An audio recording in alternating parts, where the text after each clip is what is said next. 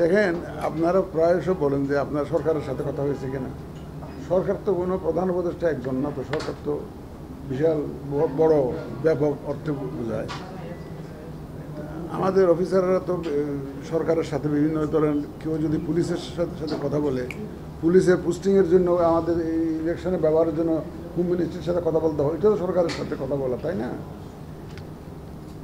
বিভিন্ন বিষয়ে অনেক সময় অফিসারদের, আমার যদি একটা অফিসারের যদি পোস্টিং করা লাগে, যে তাও তো এই পাবলিক অ্যাডমিনিস্ট্রেশন মিনিস্ট্রির সাথে কথা বলতে হয়, ওইটা তো সরকারের সাথে কথা বলা।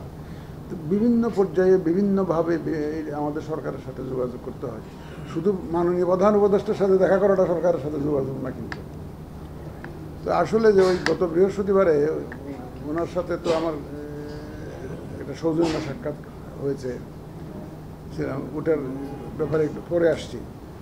সৌজন্য সাক্ষাতে তখনও কিন্তু আমার ওই হসপিটালে যাওয়ার বিষয়টি নির্ধারিত ছিল।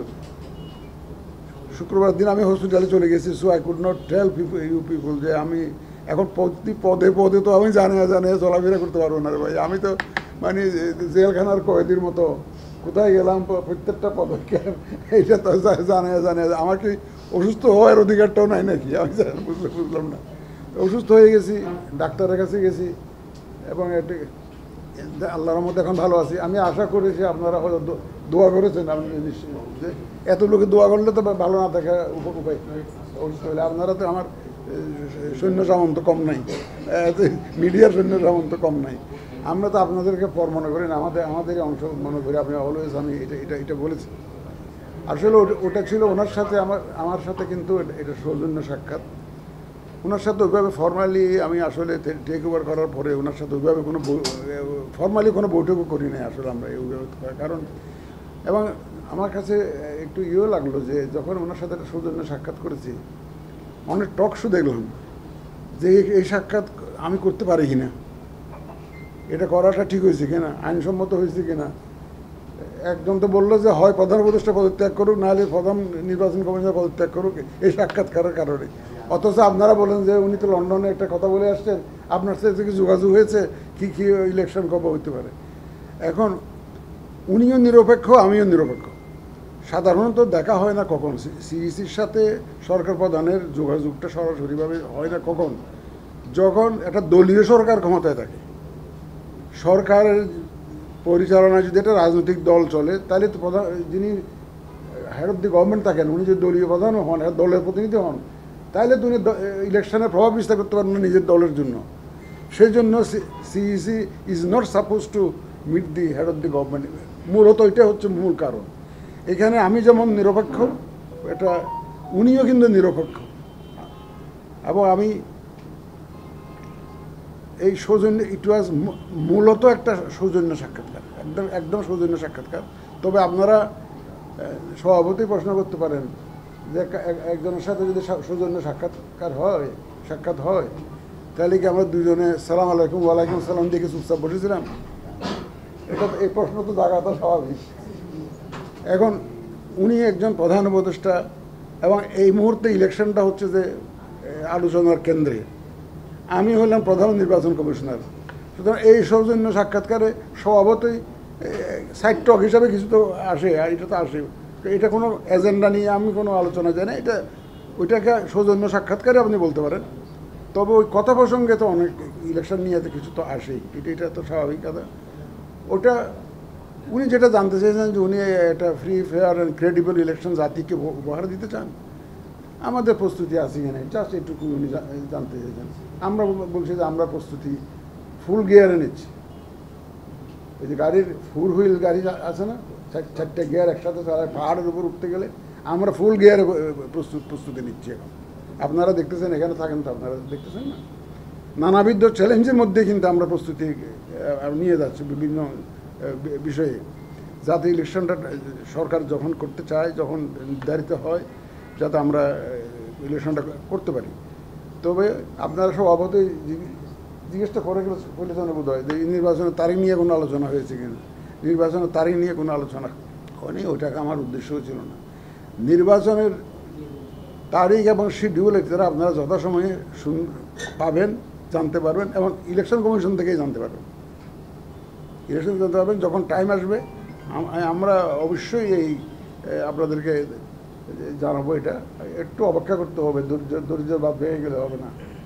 তাতে এখন আমিও এই সৌজন্য সাক্ষাৎকারের মাধ্যমে আমিও বুঝতে পেরেছি উনি অত্যন্ত আন্তরিক। একটা ডেমোক্রেটিক ট্রানজিশন যাতে হয় এবং একটা নিরপেক্ষ নির্বাচন যাতে হয়, এ ব্যাপারে উনার আন্তরিকতা প্রশ্নাতীত। আমি বলবো এটা প্রশ্নাতীত। যেমন আমাদের আন্তরিকতা প্রশ্নাতীত, উনারও আন্তরিকতা প্রশ্নাতীত। এখানে একটা সুবিধা হয়েছে যে আমাদের ওয়েভলেংথটা মিলে গেছে।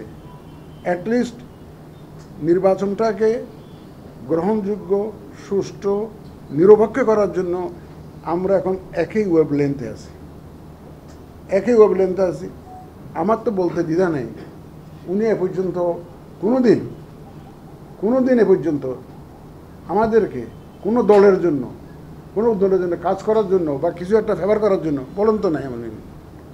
এবং উনি পরিষ্কার ভাষায় বিভিন্ন জায়গায় বলে বেড়াচ্ছেন এবং উনার যে কথাবার্তার যে নির্দেশনা আমরা যেটা বুঝতে পারি যে উনি অত্যন্ত একটা আন্তরিকতার সাথে একটা neutral, free, fair, credible election জাতিকে উপহার দিতে চান।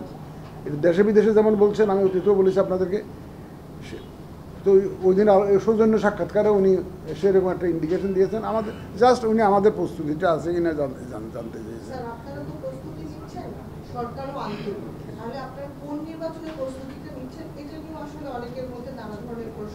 আমাদের প্রস্তুতি এই মুহূর্তে জাতীয় নির্বাচনকে কেন্দ্র করে আমাদের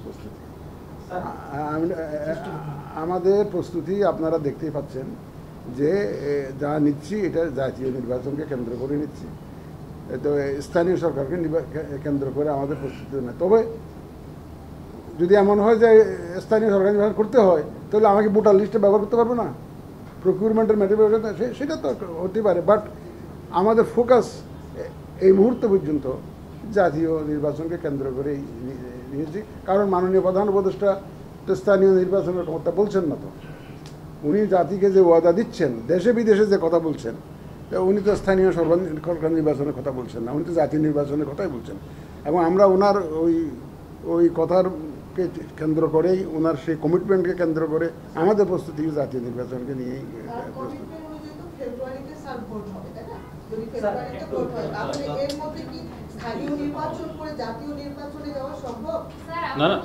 লন্ডন বৈঠকের পরে আপনি বলেছিলেন যে প্রয়োজনে সরকারের সাথে আপনারা আলোচনা করবেন, তারপরে সিএর সাথে আপনার এই বৈঠকটা হয়েছে। একজন বলেন, তাহলে এত একসাথে বললে তো জবাব দিতে পারবো না।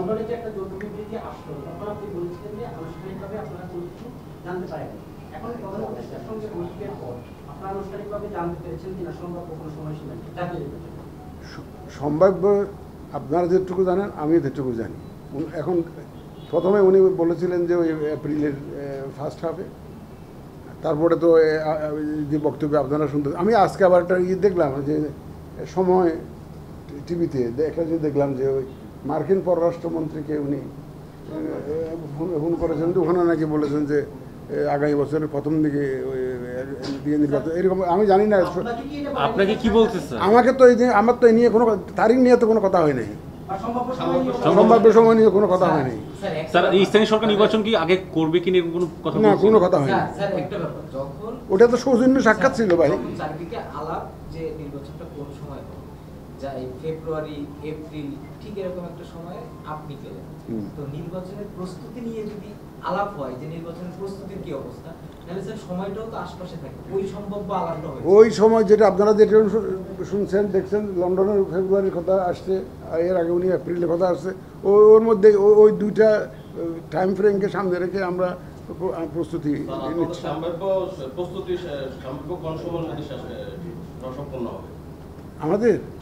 আমাদের তো ধরেন আমরা যত দ্রুত সম্ভব আমরা প্রস্তুতি নিচ্ছি, যখনই করতে চায় সরকার যাতে আমরা করতে পারি।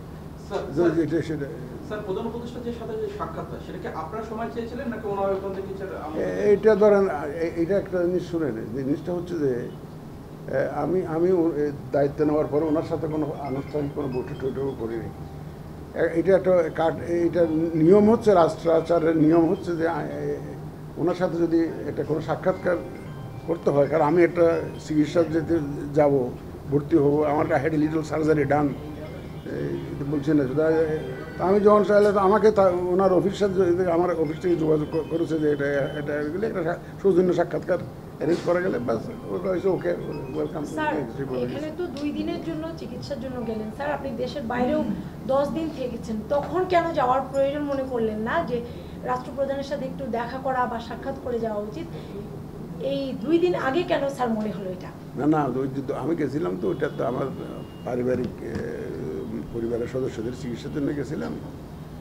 আসলে এই যে আমি যে হাসপাতালে ভর্তি হলাম এটা কিন্তু ওখানকার ফলো আপ, ওখানে একটু ডাক্তার দেখাছিলাম, ওরাই সালছিল আমার টাইম নেই, আমি দেশে গিয়ে চিকিৎসা নিব, সেভাবে চলে আসছি।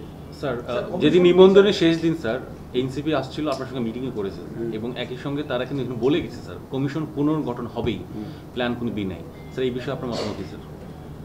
আমি কোনো মন্তব্য করতে চাই না, ওনারা রাজনৈতিক দল, ওনারা নানা ধরনের বক্তব্য দিতে পারে, দে হ্যাভ দ্যাট অথরিটি ওনাদের। আমি ওই বক্তব্যের ব্যাপারে কোনো মন্তব্য করতে চাই না। এটা করতে পারে তো, রাজনৈতিক দল তো কত রকমের কথাই বলে। যখন ওনারা দাবি জানাইছে বাস আমরাও শুনতেছি, দাবি জানি পত্রিকায় দেখতেছি, নিউজে আসে, এটা ওনাদের রাজনৈতিক বক্তব্য বলে আমরা মনে করি। এটা স্যার একটা গণমাধ্যমে এসেছে যে প্রধান উপদেষ্টার তরফ থেকে একটা বার্তা দেওয়া হয়েছে যে নির্বাচন কমিশন পুনর্গঠন করা হবে, এই সংক্রান্ত কোনো বার্তা?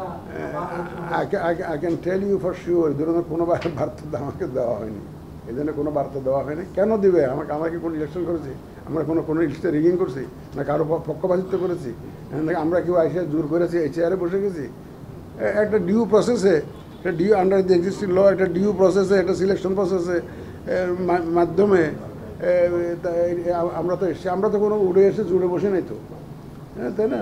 এবং আমরা তো অগাস্ট বিপ্লবের পরের ফসল, এমন না যে স্বৈরাচারী আপনারা যে বলেন ফেসিস্ট রেজিমের কথা বলেন, এই ফেসিস্ট রেজিম আমাদের নিয়োগ দিয়ে গেছে এমন তো না।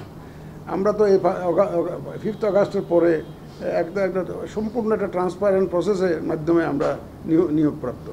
এখন নানাবিধ কথা এটা বলতে পারে বলা বলি, এবং আমি নিশ্চিত যে আমাদের দেশের রাজনীতিবিদরা যে যাই লোক, দিন শেষে ওনারা সবাই তো দেশের মঙ্গল চায়।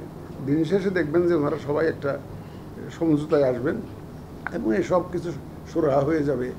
আমার কিন্তু আমাদের দেশের রাজনীতিবিদদের উপর আস্থা আছে, আমি ব্যক্তিগতভাবে কিন্তু আস্থাশীল রাজনৈতিক দলগুলোর উপরে।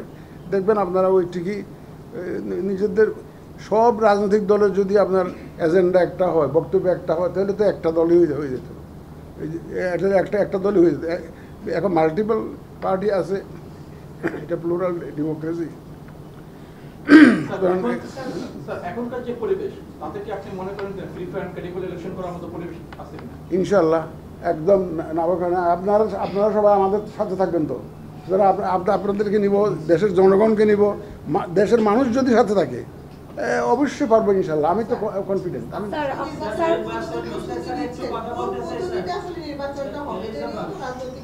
রাজনৈতিক বিতর্ক তো আছেই, ওইটা ফয়সালা ওনারা করবেন, এটা ফয়সালা। আমরা তো বিদ্যমান যে পদ্ধতি আছে সেইভাবে প্রস্তুতি নিচ্ছি, যখন যেটা হয়। আপনি বলছেন যে নির্বাচনের জন্য যে কোনো সময় আপনারা প্রস্তুত, সেক্ষেত্রে আপনি কিছুক্ষণ আগেও বললেন স্যার যে আপনি রাজনৈতিক দলগুলোর উপর আস্থা রাখেন শতভাগ।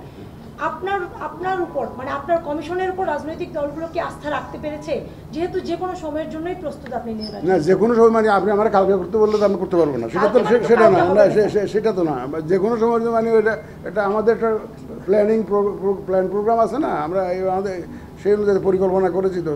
কারণ আমরা প্রথমে শুনেছিলাম যে মাননীয় প্রধান উপদেষ্টা বলছিলেন যে উনি মিনিমাম রিফর্মস হলে ডিসেম্বরে ইলেকশন হবে, এরকমটা ডিসেম্বর থেকে জুন একটা উনি, তো ওইটাকে টার্গেট করে আমরা প্রস্তুতি নিচ্ছিলাম। যে কোনো সময় বলতে 1-2 দিন পরে বা 2 মাস পরে বা 3 মাস পরে না।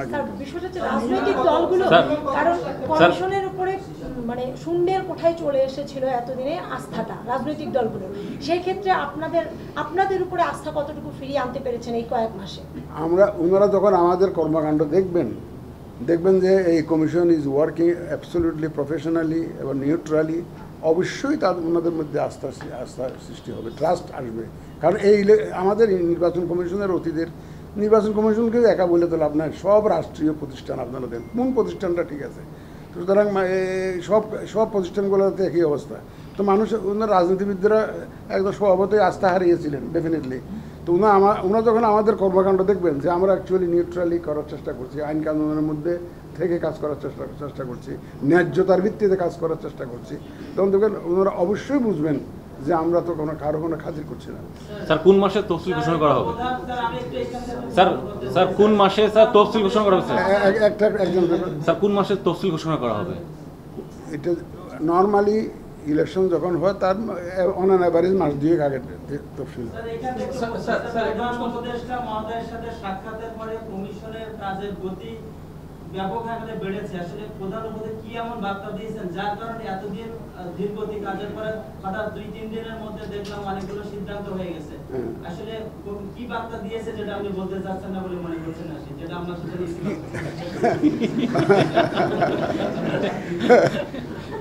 এখন তো সবাই প্রত্যাশা একটা বার্তাই, তাড়াতাড়ি কখন নির্বাচনটা হয়। নির্বাচন আসলে আপনি ইউ আর রাইট, আমরা অনেকগুলো কাজ গুছিয়ে এসে একদম ঠিকঠাক করে রেখে দিয়েছিলাম যে এই যথাসময়ে যাতে আমরা এটা আমাদের তো একটা টাইম ফ্রেম আছে, তো কোন সময়ে কোনটা প্রকাশ করবো, কোনটা ঘোষণা দিব, সব কাজ করে তো ঘোষণা দিই নাই আমরা। তখন তো নানাবিধ কথাবার্তা হয়তো, এই জন্য আমাদের অনেক কাজ রেডি করে আমরা না বলে রেখে দিয়েছিলাম। এখন আমি খুব খুশি হলাম যে আপনি স্বীকার করলেন যে আমরা খুব ফুল স্পিডে কাজ চালিয়ে যাচ্ছি। এই বার্তাটা জাতির কাছে পৌঁছে দিন। আমরা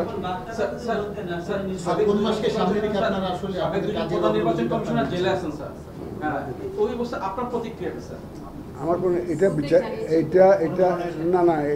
এটা হচ্ছে যে সাবজুডিস বিচারাধীন বিষয়ে আমি কোনো মন্তব্য করতে চাই না। এটা শেষ করে দেন। তারপরেও সম্প্রতি বিদেশের মাটিতে প্রধান উপদেষ্টা